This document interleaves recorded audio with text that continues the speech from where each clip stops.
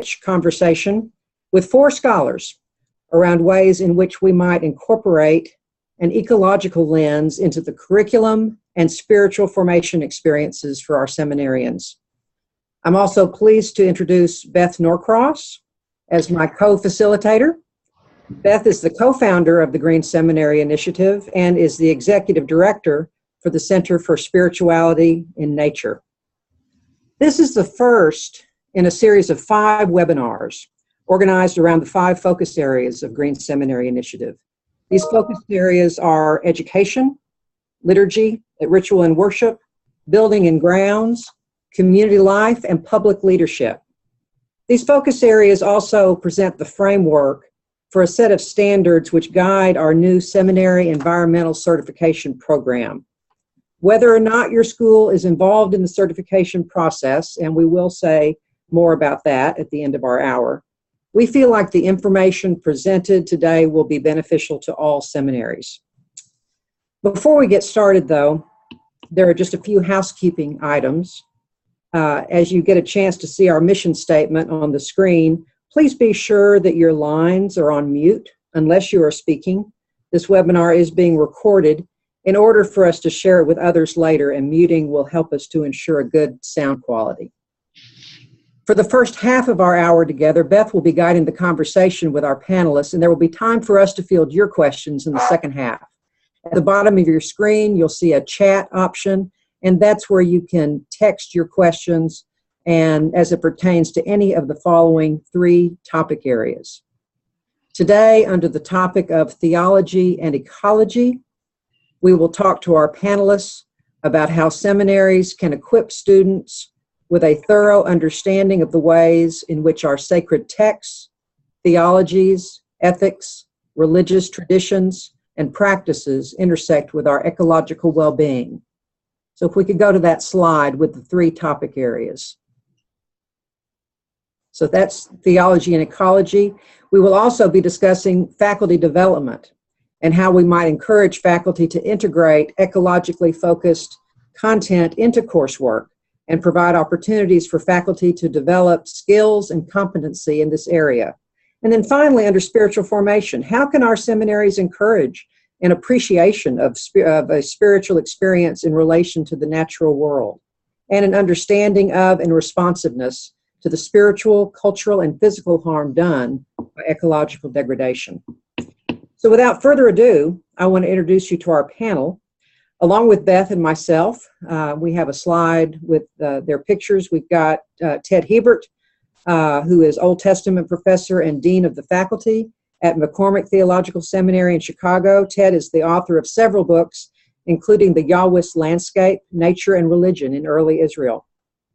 We're also glad to have Mary Froelich with us. Mary is the Associate Professor of Spirituality at Catholic Theological Union in Chicago, and she is a sister of the Society of the Sacred Heart.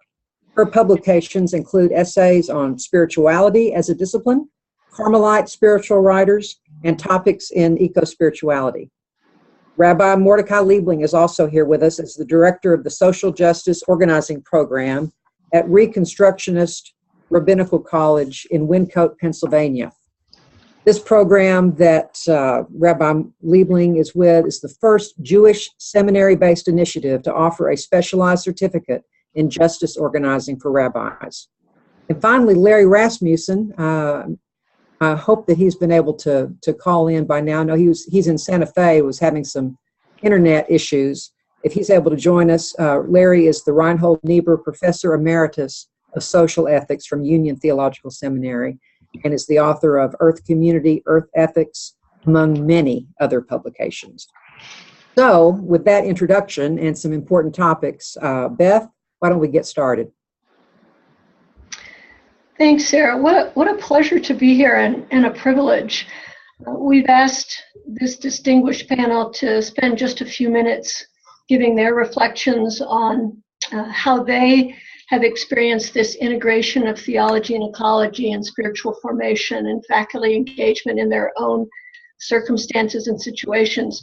We could spend hours with each of them and glean so much, but we've limited to them to just a few minutes. I feel like this is just an introduction to a longer conversation. We've asked them to consider 3 questions in their responses. What's been your experience in integrating these 3 areas into your institutions?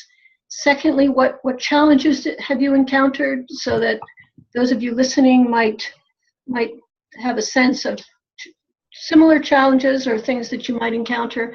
And thirdly, what opportunities have arisen in your work, and in particular, potentially some unseen opportunities? Those are very general questions, really meant to just get us started. So without further ado, I'm going to turn things over. I think we'll start with Ted in Larry's absence. And Ted, we're going to try to limit this to each speaker about 5 or 6 minutes for introductory comments, and then we'll have some time, I hope, at the end to have some give and take. So Ted, if you don't mind my keeping things casual, we'll just start with you. Great, thanks. Thanks for the invitation. It's good to be with you all. Let me start by talking a little bit about some of the things we've done at McCormick that I think have been interesting and have worked well, and then maybe say a few things about challenges. One of the first forays into this area for me was a course I taught with Barbara Rossing from the Lutheran Seminary next door, called Biblical Perspectives on Nature, which was wonderful because we covered the whole biblical text, and it was great teaching with Barbara, and students had tons of material to leave the class with regarding the Bible and nature, which revised our rather negative often understanding of what the Bible can support in this regard.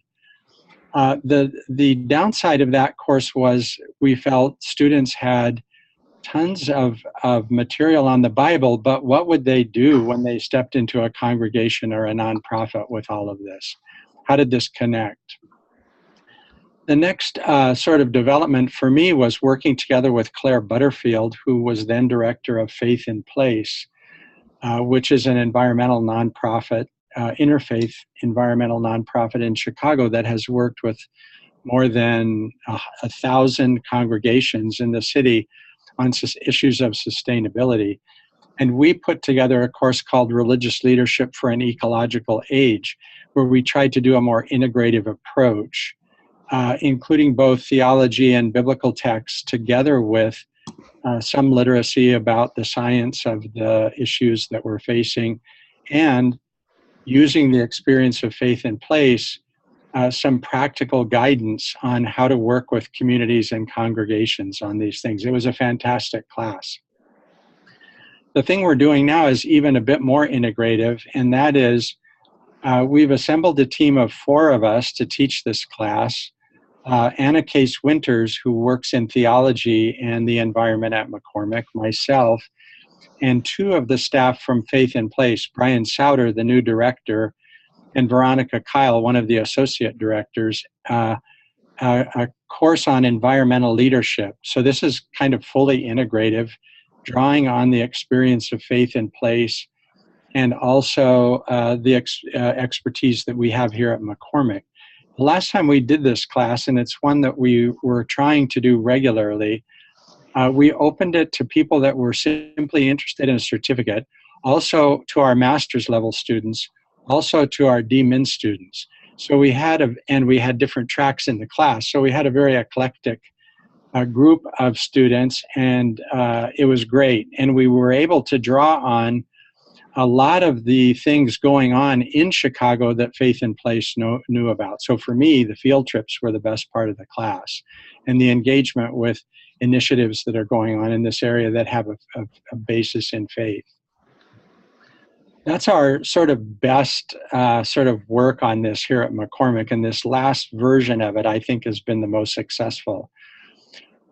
Another thing that we've done here in our curriculum is that those of us who are interested in this area integrate issues of the environment in other classes we're teaching. So, for example, I teach in Hebrew Bible, and both my classes on Genesis and Job have segments on environment. So, for example, in Job, we read Bill McKibben's book on the comforting whirlwind.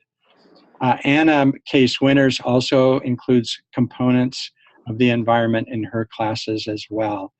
And there could be a few other examples cited.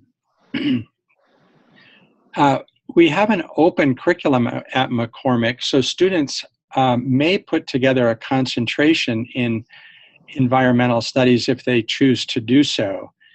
It takes initiative on their part, and this is something we need to develop a little bit more. And we also have an opportunity for students to do field studies placements in organizations dealing with the environment. So we've had a whole bunch of students that have worked for field ed placements at Faith in Place, for example. Those are some of the achievements or sort of best practices here at McCormick. I would say in the areas of larger faculty and development, and also the area of spirituality, which I know Mary will speak to, those are some of the bigger challenges we've faced here. I've got just another minute or two, Ted. Do you want to talk specifically about that particular challenge? Because I think it's one that we share.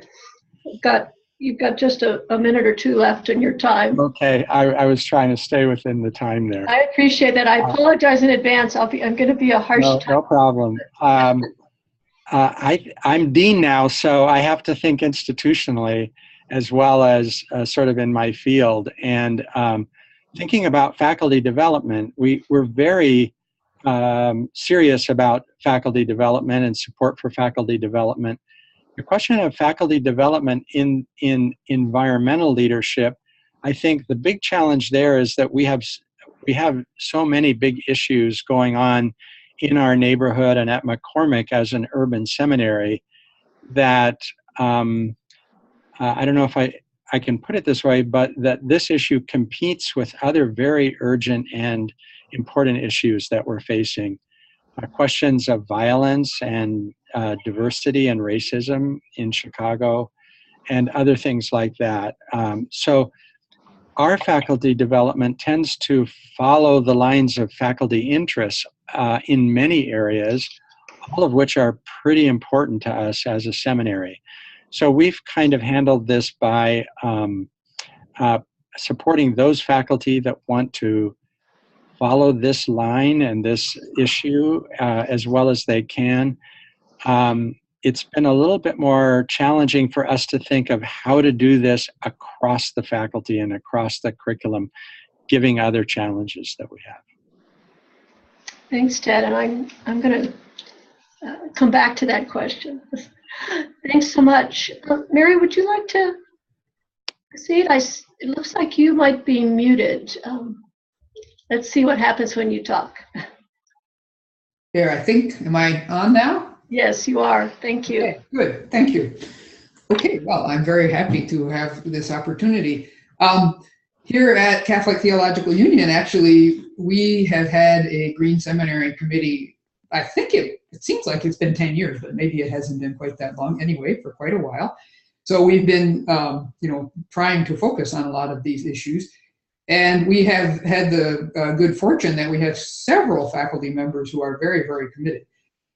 Two of us, Dawn Noteweir and I, are able to offer courses fairly regularly that are focused on these issues, such as Dawn is in ethics, and she has taught courses on the Catholic environmental ethics. We've taught a course together on ethics, spirituality, and global climate change. We've done that several times.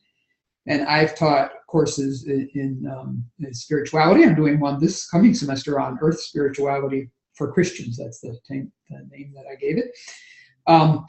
So we've been able to offer these courses, but I think the bigger challenge always is the mainstreaming of this topic, because the courses are electives and they tend to draw rather small numbers. So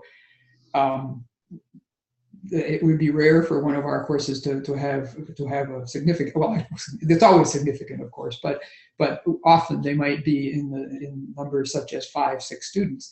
And those students, I think, are profoundly affected, even to the point of saying, I think there have been some conversions of people that, particularly we here at CTU, we have a worldwide population. We have students from all over the world who, and some of them, of course, come from places where the ecological challenges are very, very profound, but where they haven't been so exposed to the theology dimension of it and linking it into that. So that I think we've really been able to have an impact, particularly there. But again, the challenge is mainstreaming and bringing it into the courses that the students are required to take. And I do think that that is happening to some degree, but I think I'm never satisfied that it's happening enough, that in the sense that I think everybody who goes through CTU would be exposed at least to eco-theology and to the issues of earth degradation, but I'm not sure whether they would really have it recognized as a central issue for them. One big plus that we have in as a Catholic seminary, as you know, the last year the papal encyclical Laudato Si came out, and that has been a tremendous boon for us in terms of the public recognition of these issues. We were able to offer an interfaith and ecumenical workshop on that here, and that was very successful. And I would really recommend others outside the Catholic world also to use that as a resource. It really speaks, I think, across denominational lines. Actually, one other thing, maybe just to mention in terms of getting these issues made more prominent, is that we've also made, we have a number of staff at the seminary who are very committed to these issues. And they've been very, very helpful, particularly in outside the classroom types of activities. So anybody that you can get involved, to have a committee and to get a wide range of people involved. As far as faculty development, we have done survey of the faculty to ask them what they're doing in their classes, and that, of course, raises the profile of the issue. And we also, not lately, but in a couple of years ago, we had a faculty meeting discussion where people at tables talked about what could one do in this area. The reality is, of course, that either faculty regard this as a priority or they don't, and the ones who don't aren't necessarily going to be converted by having a conversation about it, but at least it can continue to be drawn to their attention. Another element of faculty development, we did have in our faculty, every year we have a faculty seminar where we discuss papers that people are writing, or we discuss topics, and last year Laudato Si was our for one semester was our focus, and different people wrote little reflections or papers linking that to their own field. So, and not everybody attends the faculty seminar, but a significant percentage do. So that's a way to enhance the issues. But then the question of spiritual formation, which is more my own specific area, we are emphasizing this within our lay spiritual formation program. And in fact, next year, the lay spiritual formation program has decided to make earth care its main theme for the year. But I wanted to talk about just a couple of very specific ideas that I think could be helpful to people, because these are ways to get people to reflect on their connection to the earth, and it's a great way, no matter what your topic you want to talk about, to get people to really connect to it. One is simply to ask people to share an experience of spiritual connection to nature. Everybody has one. I don't think there's really any exception. And I mean, obviously some people maybe have more profound or more central ones, but everybody can relate to that. And that's a great way to start a discussion about issues of earth care. Another, which takes more time, but has been very profound for people, is what I call a contemplative walk in nature. Now, I've actually done this on the whole level of like a whole week-long hiking retreat where you take people out really doing serious hiking, but you can boil it down to an hour or two.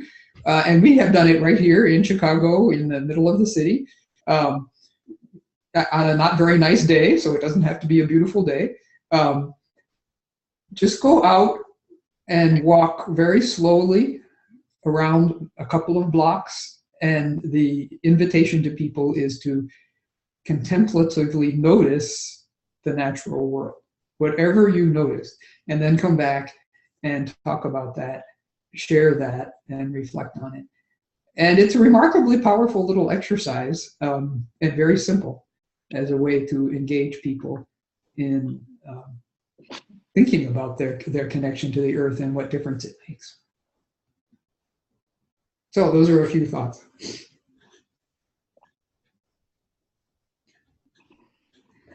Now I can't hear you. I think your academic credentials all might be in question because you're staying to this time limit so so sharply. So Larry Rasmussen, are you here? Beth, I have Larry. I have him on my speakerphone, so we're gonna see if you can. Larry, can you? Yes, I can hear you.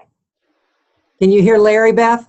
We can hear him sort of. So let's see what we can do. We'll do the best we can. Larry? Yes, I hear you, Beth. Good day. Hi. Would you like to present for about 5 or 6 minutes, and then we'll come back to you with questions. Very good.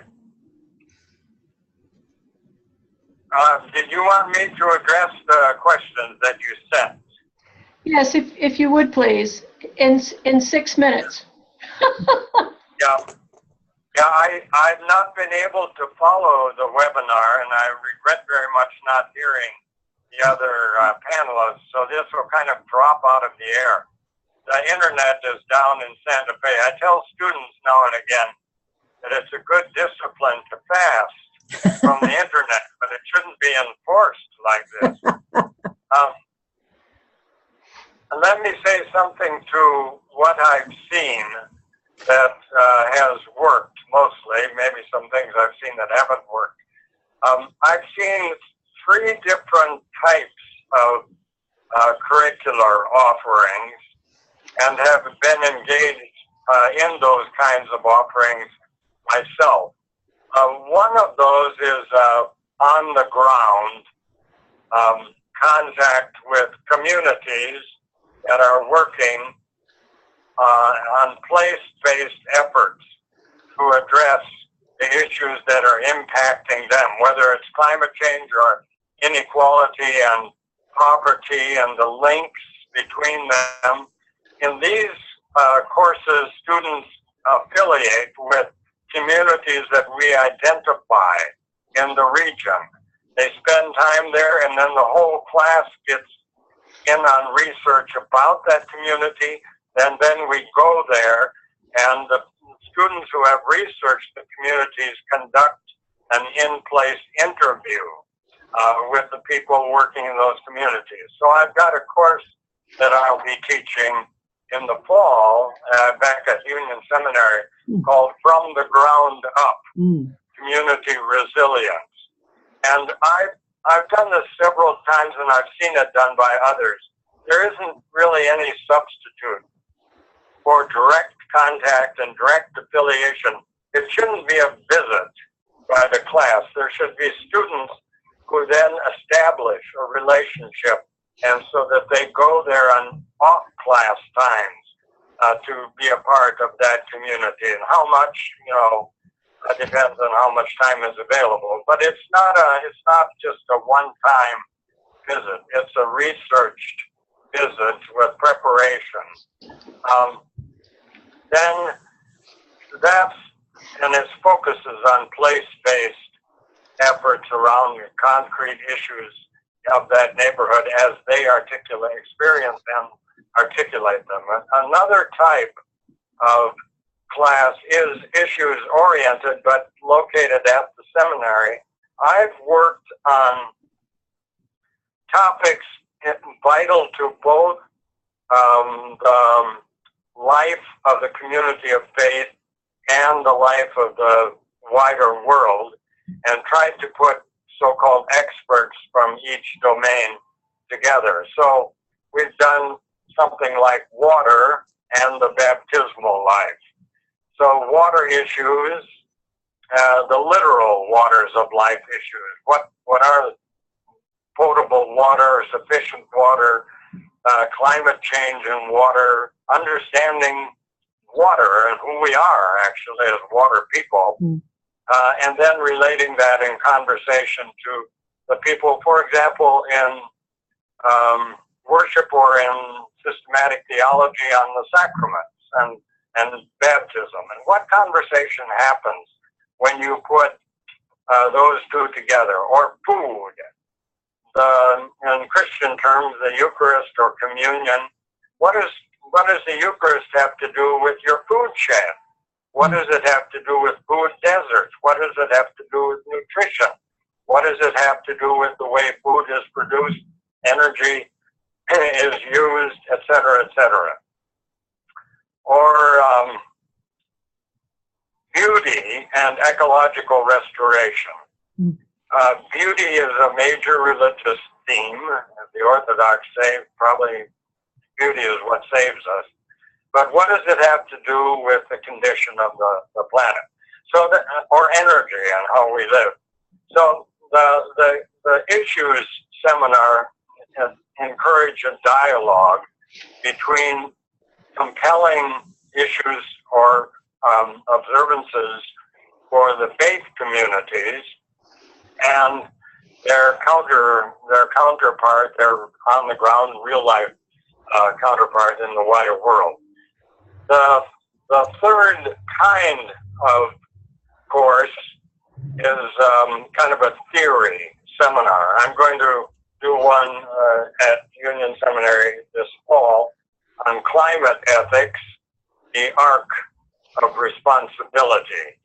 How are our notions of human responsibilities changed because we now have an impact that goes across generations, goes through all ecological systems, and we have an impact. That's where we're talking about possible new geological epoch called the Anthropocene. We have a human domination and impact that human beings have never had on the natural world to this degree, with this kind of reach in both time and space. And I'm calling that climate ethics. So the social justice questions have to become creation justice questions. If you're in the social justice traditions, what does it mean? Does water have a moral claim on you? Or does that elegant creature, the atmosphere, have a moral claim upon you? What is the arc of responsibility and responsible practices? Now that kind of theory seminar is granted, from 30,000 feet. It's the big guiding concepts that we're after.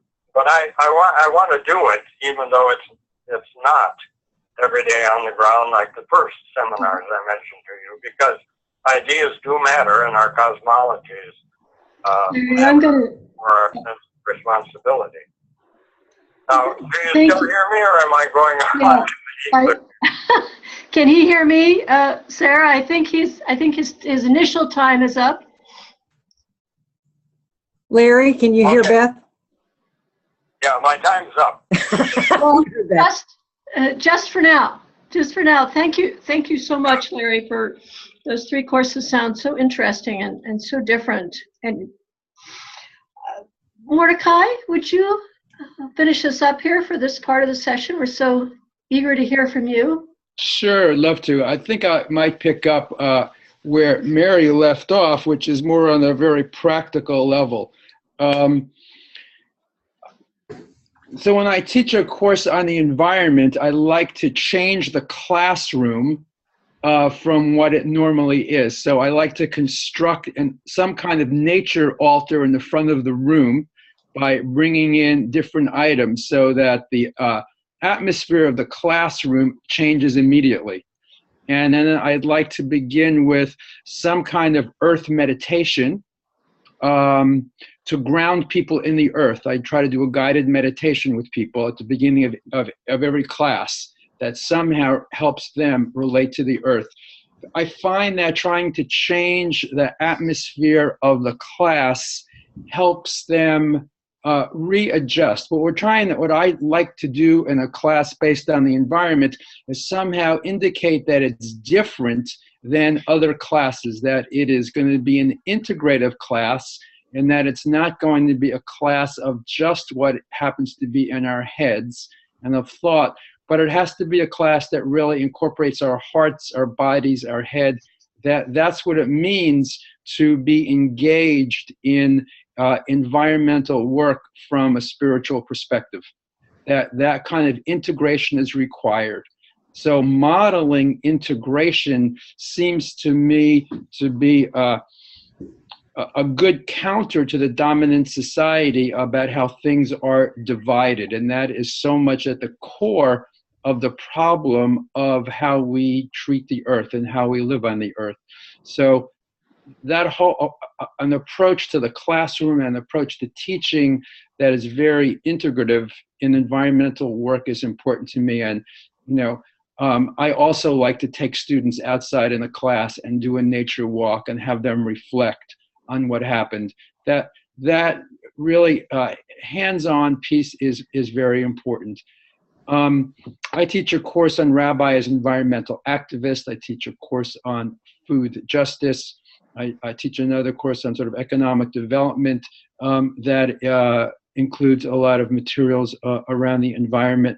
And I try to have that integrative approach in all the classes. And part of that is doing a lot of experiential work. So in every class I teach that's related to the environment, I will use work from the Buddhist teacher Joanna Macy, who has developed a number of spiritual environmental exercises to help people work on their engagement to the earth.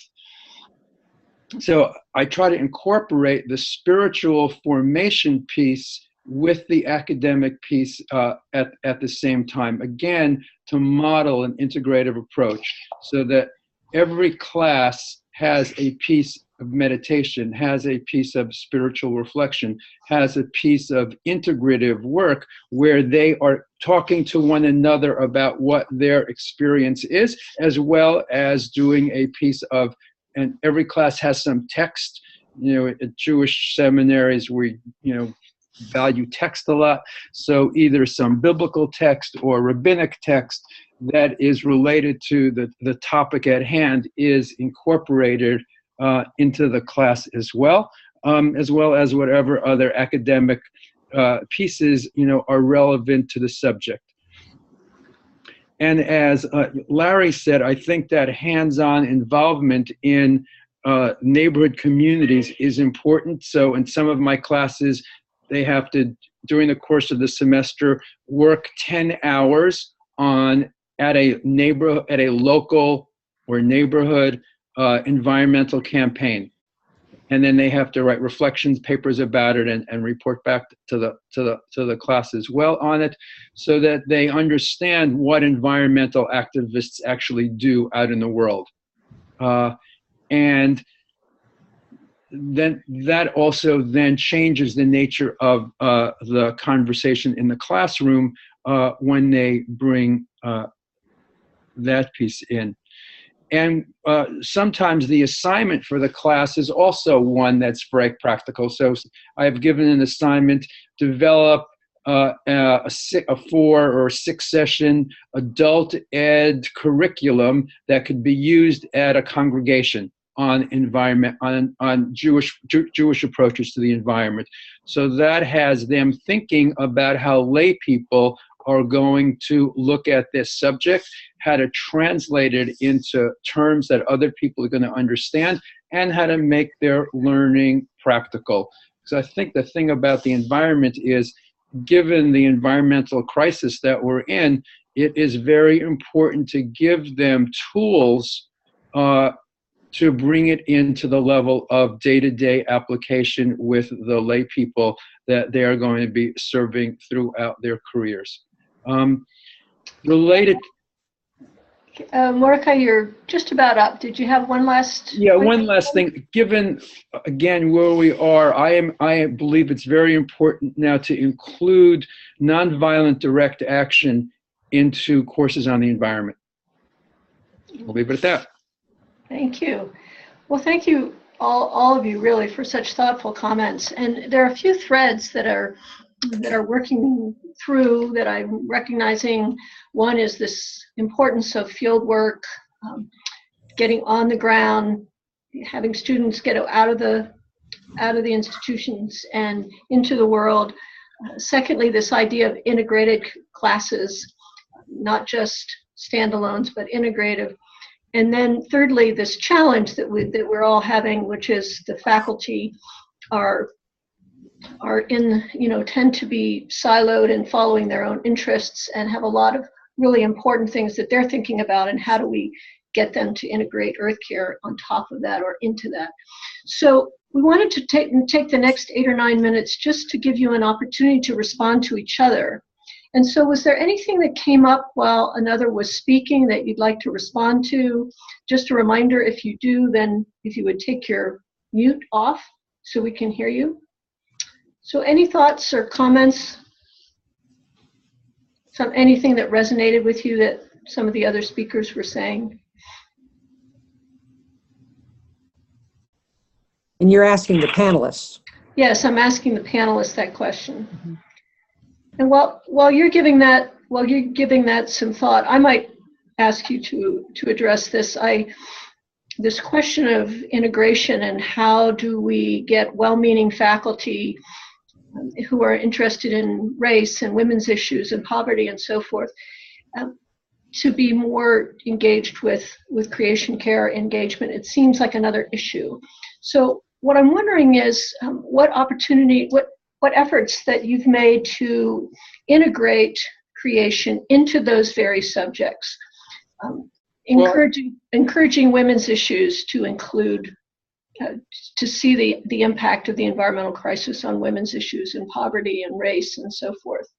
The most successful way I have done that is in the course on food justice. So if I divide up the 10 or 12 different subjects, so I can do a week on race and food justice. So I do a week on race. I do a week on 1 week on just global warming on it, 1 week on animal welfare and on it, 1 week on poverty and food, 1 week on workers' rights in food, etc. So food gives us a window into every one of those issues. And since every congregation eats at one time or another, the clergy have many opportunities to talk about food. So food is a way to integrate all of those issues, really: water, energy, poverty, right, race. Right. And it's also, I've co-taught a course with Katie Day at the Lutheran Theological Seminary here in Philadelphia on food justice. So it's actually a course that works well to do a multi-faith approach in. Ted, in your integrative classes, have you found that as a sort of a wedge, a way to get in? And I see Larry is alive and well now, so we see you, Larry. Sure, I'm with you. The internet's back up. Oh, yay! Yay!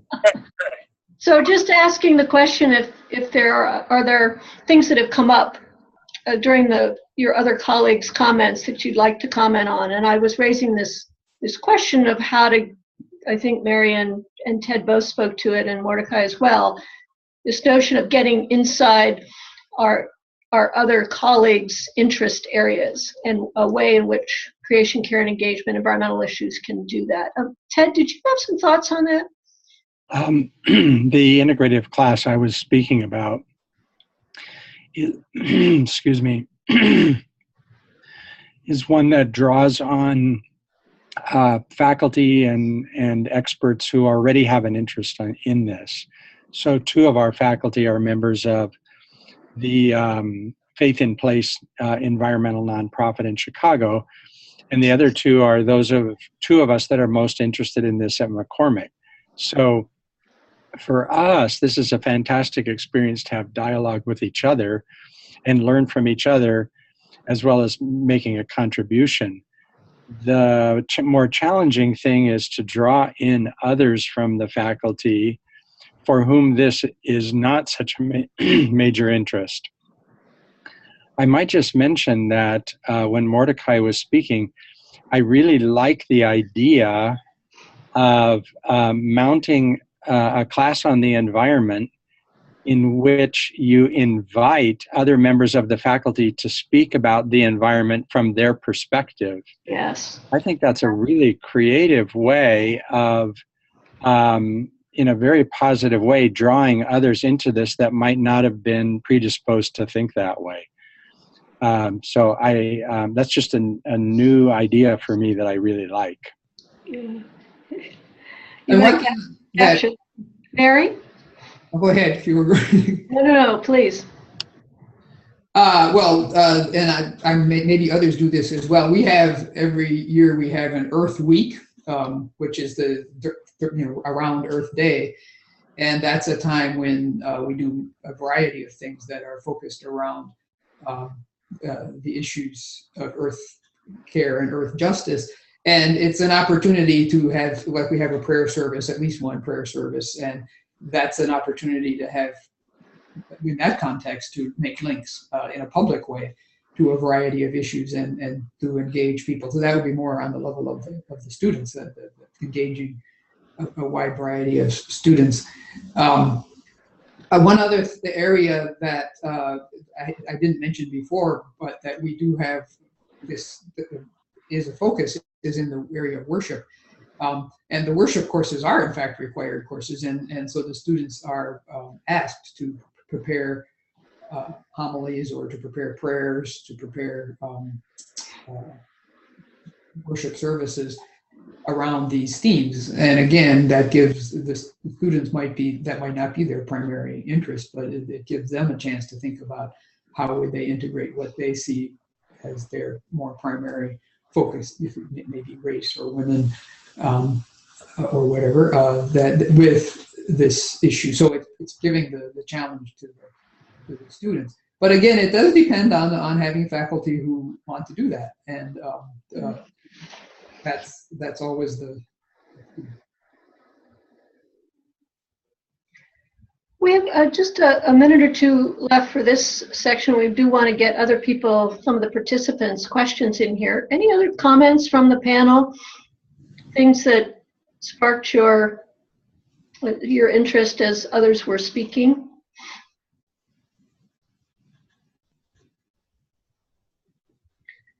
Larry, I see your lips moving, but I'm not hearing words.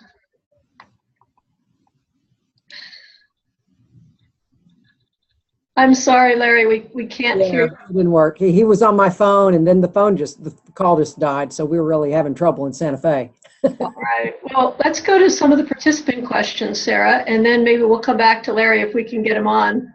Sure. Or perhaps Larry could email us his comment or text us his comment. But in the meantime, participants, do we have other participants who'd like to get in here? Please put your question in the chat.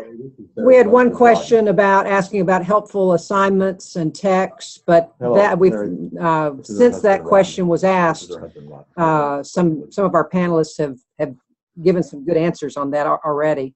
But if anyone wants to add to what's already been said about helpful textbooks, helpful assignments, so that's one question. Another person asked about how do we incorporate the mindfulness of social justice and our political life. So, faith and public policy, how does that play into curriculums and faculty development and so forth. So, so those were some of the questions that have come up so far.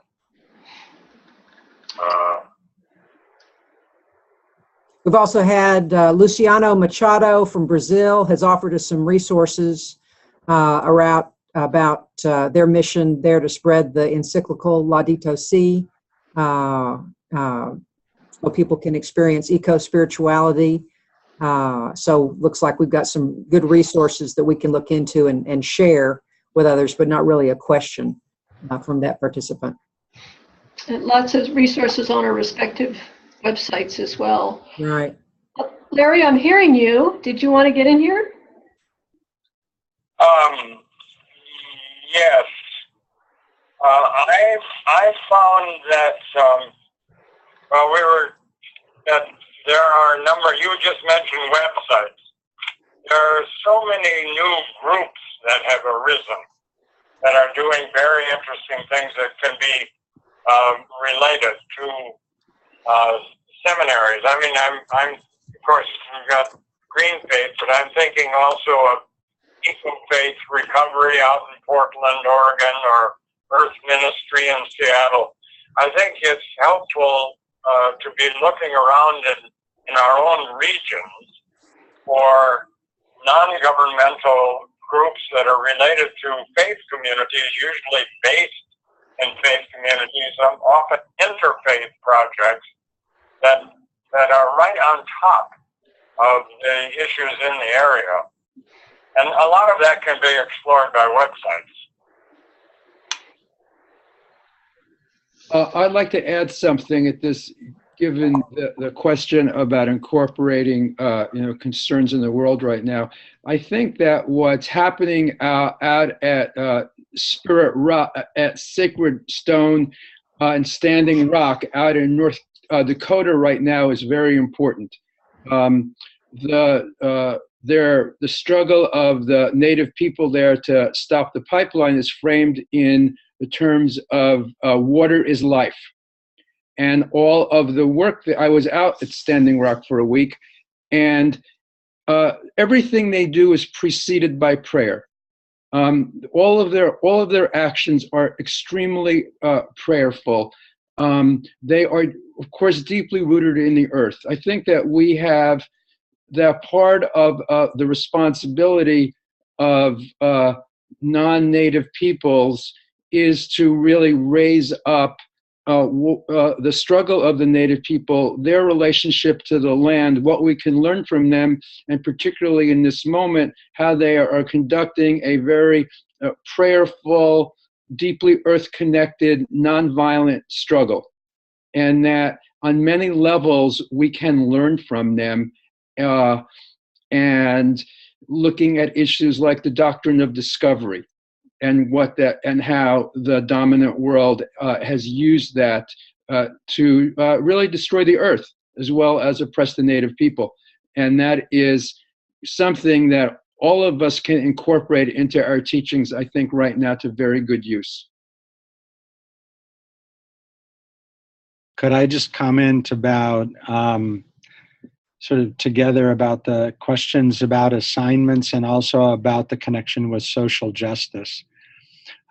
We've, as I said, been really fortunate to have here in Chicago a relationship with Faith in Place, because they have connections with so many organizations in our area that have their feet on the ground and are working on this.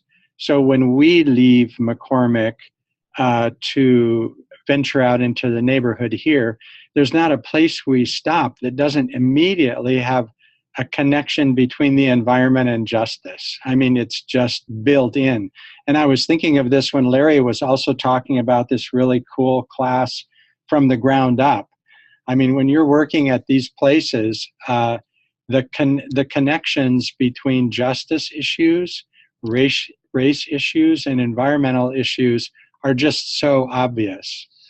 And so locating in these places, I think, and identifying places for the class to connect with makes working on these things an integrative experience right from the ground up, so to speak.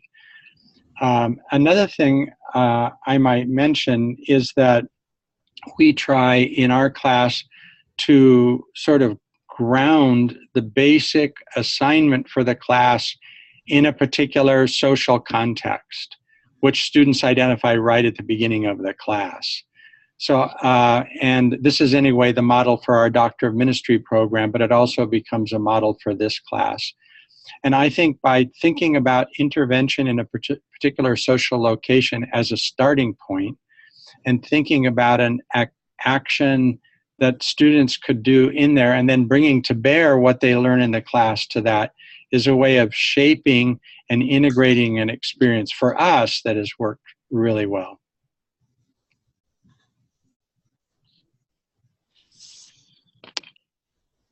That just talked about coming at it from, or Sarah, yeah, coming at it from a little different angle.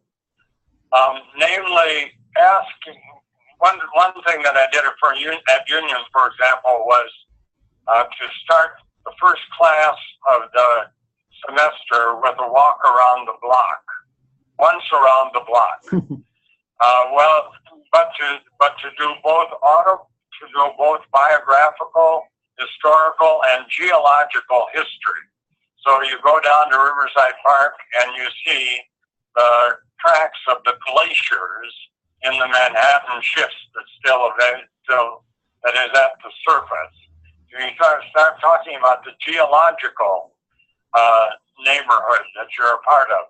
Then you ask who was here before this was New York City as a result of European contact. What peoples were here 1,000 years ago or 500 years ago? And then all of those questions that surrounding the doctrine of discovery and the injustices of a stolen continent come up. Then you ask about the present configuration of the neighborhood. So I do a kind of geological, historical, neighborhood biographical history just by walking around the block. And then talking about some of the people in the neighborhood who might be resources. Abraham Heschel at Jewish Theological, Thomas Merton at Corpus Christi Church, Dietrich Bonhoeffer at Union Seminary as a student. Let's start talking about who might address our issues as they're created as justice issues, as eco-spiritual issues, etc. Then I asked the students to do an ecological autobiography. Where did they come from? Whose land was it? Whose land was it before they lived? I think it's a good way to get into macro issues and micro issues, to do this kind of biographical, historical, geological sketch.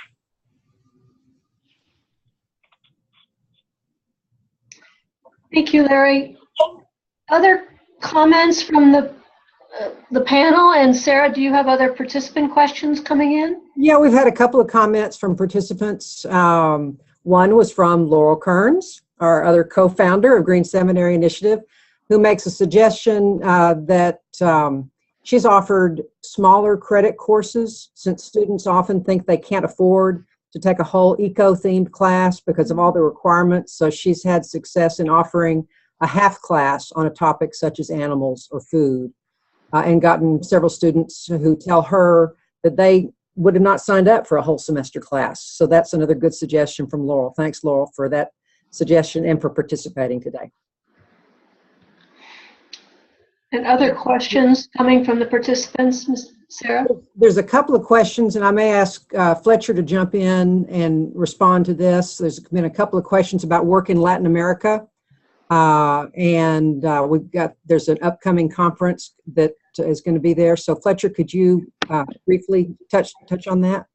Sure. Just very briefly, Green Faith, in partnership with a number of different Latin American faith communities, is going to be organizing a convergence, a gathering of 50 emerging Latin American faith leaders in Rio de Janeiro at the end of this April and early May, to do some community building and training, to learn about what they're doing and to identify ways that an emerging Latin American multi-faith environmental network can get up and running. So yeah, I've shared on the question and answer screen my email address if people want to learn more about that. And I'd be glad to connect people with Reverend Dr. Nydia Estudillo, who's directing that work.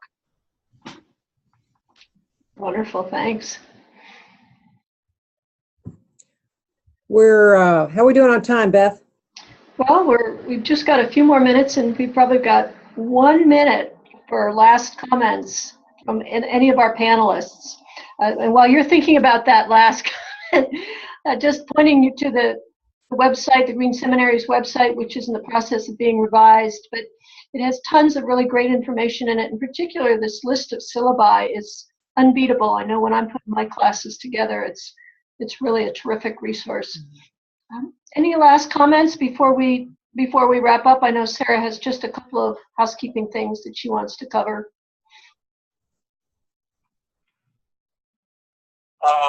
How much time do we have? More than just a minute or two, right? You have 2 minutes. Yeah, I think that what's emerging is that the issues that we're talking about for theological education just goes so much farther than green prayers and recycling bins and a call for responsible stewardship or a call for recovered doctrine of creation. We're really talking about rereading canonical biblical texts. We're talking about the environmental impact of religious traditions and practices. We're talking about retrieval of historical insights. We're talking about reinvestigation of the content and the significance of the faith that we hold. I mean, reconsideration of influential symbols. This is not a small reformation that we're talking about. It really goes far beyond where many of us start, and that's with the recycling bins and a better hymn.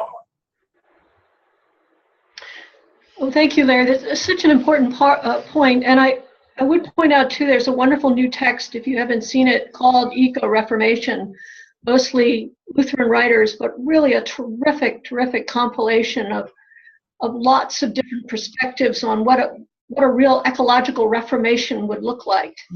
And along those lines, Lisa Dayhill and Jim Martin Schramm are the editors. It's called Eco-Reformation. Right. Thanks, Larry. A collection of essays from a variety of movers and shakers and thinkers, and really to think very deeply and provocatively about, if we're to take this seriously, what will it mean to our faith? What will it mean to our traditions? What will it mean to our theology? And certainly, what will it mean to theological education? I just wanted to say, obviously, well, I think this is maybe the most important spiritual issue of our time, and that we really do have to remember that it does need to be founded in spirituality. That is, people can learn ideas or learn, read texts or whatever, but that if they don't personally experience the connection, the familyhood of the earth,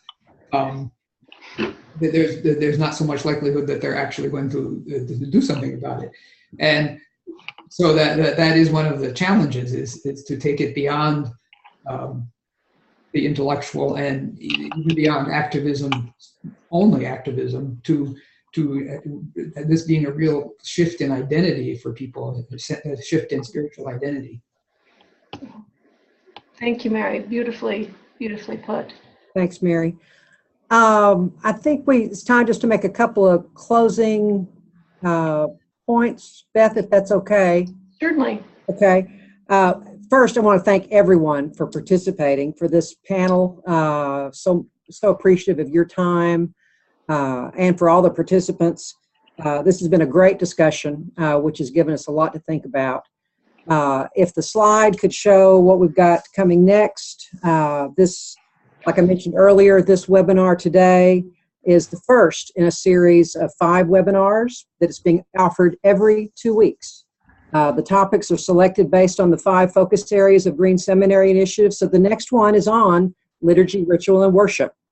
and it will be held 2 weeks from today on Wednesday, January 25th. 1 hour later than today's webinar. It'll be starting at 5 o'clock until 6 o'clock Eastern Standard Time. To learn more about it, we've got some contact information for you on the next slide. You can go to our Facebook page or our website, or you can always email us at greenseminaries@drew.edu, and we can get you the information that you need. To those listening, if we did not get your question, or if you think of one later, just send us an email and we'll get back with you. We want to stay in touch.